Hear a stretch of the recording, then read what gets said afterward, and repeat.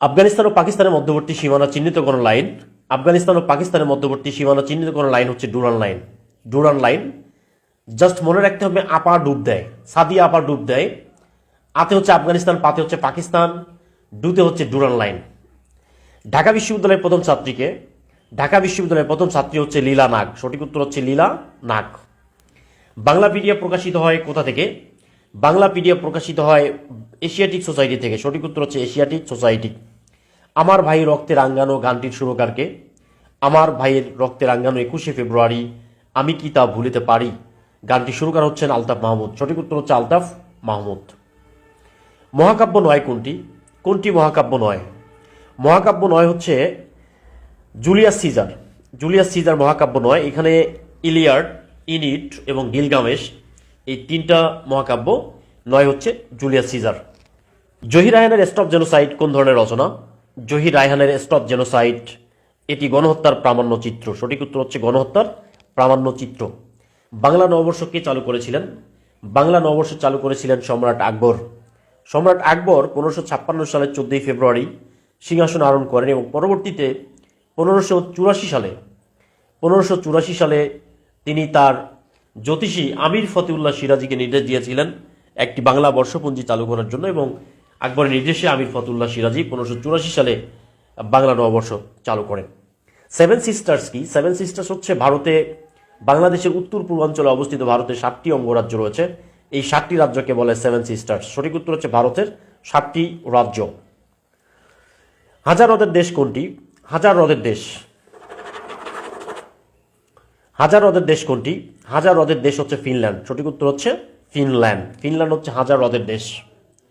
বাংলাদেশে সর্বশেষ গণভোট অনুষ্ঠিত হয় কত সালে?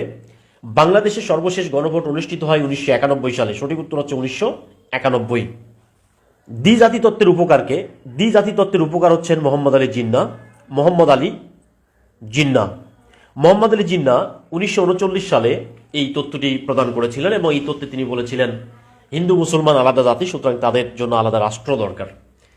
সেই মোহাম্মদ আলী জিন্নাহর দ্বিজাতি তত্ত্বের উপর ভিত্তি করে 1940 সালে একে ফজলুল হক ঐতিহাসিক লাহোর প্রস্তাব উত্থাপন করেছিলেন। সবার উপরে মানুষ সত্য তাহার উপরে নাই উক্তিটি কার?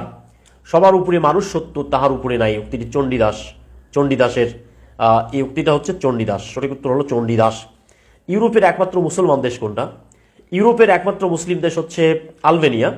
আলবেনিয়া এটি বলকান অঞ্চলের একটি দেশ আলবেনিয়া, এবং ইউরোপের পৃথিবীতে 2টা ন্যাটোভুক্ত মুসলিম দেশ রয়েছে, তার মধ্যে একটা হচ্ছে আলবেনিয়া। পৃথিবীর শ্রেষ্ঠ শিল্প প্রধান দেশ কোনটা? পৃথিবীতে সবচেয়ে শ্রেষ্ঠ শিল্প প্রধান দেশ হচ্ছে মার্কিন যুক্তরাষ্ট্র। মার্কিন যুক্তরাষ্ট্র। টিপাইমুখ, টিপাইমুখ ভারতের কোন রাজ্যে অবস্থিত? টিপাইমুখ, টিপাইমুখ ভারতের কোন রাজ্যে অবস্থিত? টিপাইমুখ ভারতের মণিপুর রাজ্যে অবস্থিত। সঠিক উত্তর হচ্ছে মণিপুর। আগুনের পরশমণি চলচ্চিত্রের পরিচালককে?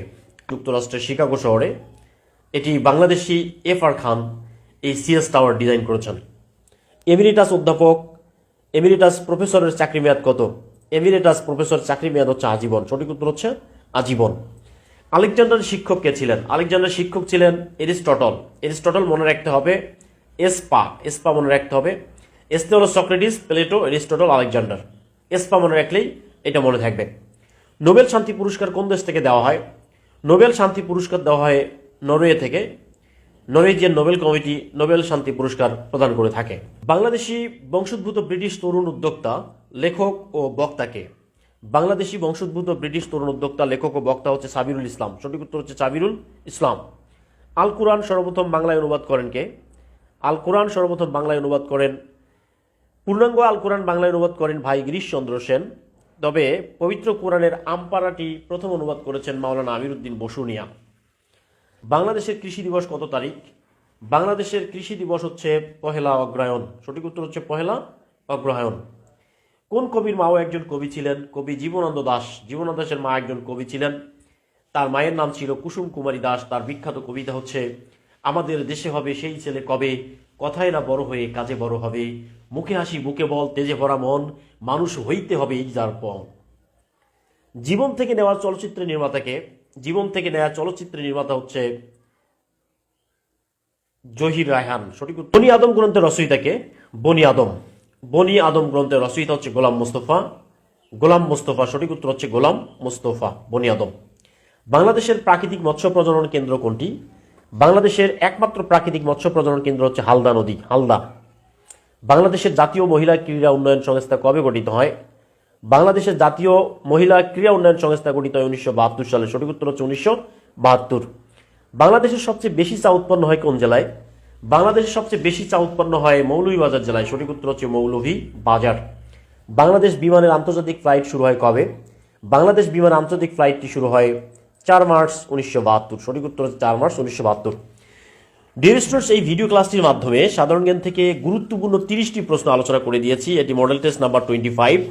আমরা যারা 46তম বিসিএস প্রিলিমিনারি পরীক্ষার্থী, 47-48তম বিসিএস প্রিলিমিনারি পরীক্ষার্থী এবং 18তম নিবন্ধন পরীক্ষার্থী, সিনিয়র স্টাফ নার্স পরীক্ষার্থী, এটিও পরীক্ষার্থী, প্রাইমারি পরীক্ষার্থী সহ নন ক্যাডার পরীক্ষার্থী, 11তম 20তম গ্রেডের যে কোনো চাকরির পরীক্ষা এবং বিশ্ববিদ্যালয় মেডিকেল নার্সিং ভর্তি পরীক্ষার জন্য সাধারণ জ্ঞানের খুবই গুরুত্বপূর্ণ একটি বই হচ্ছে এই জিকে গুরু মডেল টেস্ট 2500।